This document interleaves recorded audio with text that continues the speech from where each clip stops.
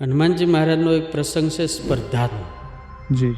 જ્યારે દાદા સીતાજીની શોધ માટે સૌ પ્રથમ છલાંગ મારે છે ત્યારે સુરસા આવે છે. એટલે સુરસા હનુમાનજીને કહે છે હું તને ખાઈ જાઉં. હનુમાનજી મહારાજ કે મારે ભાઈ જવું છે કે નહીં, હું તને ખાઈ જાઉં.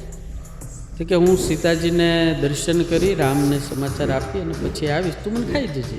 તો કે નહીં, હું અત્યારે જ ખાઈ જાય. હનુમાનજી બહુ નમ્રતાથી માતા માતા કહે છે.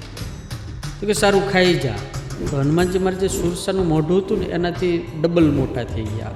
100 યોજનનું મોઢું સુરસાએ મોટું કર્યું. એટલે હનુમાનજી મારે એમ થયું કે હું કદાચ 150 યોજનનું થાવ, તો આ તો આમના માલ્યા કરશે.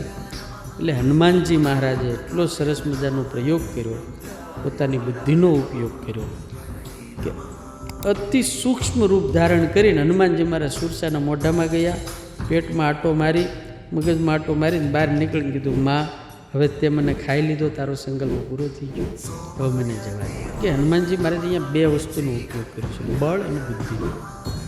જ્યારે બળનો ઉપયોગ કર્યો ત્યારે દાદા મોટા થઈ ગયા, અને જ્યારે બુદ્ધિનો ઉપયોગ કરવાનો થયો ત્યારે દાદા નાના થઈ ગયા.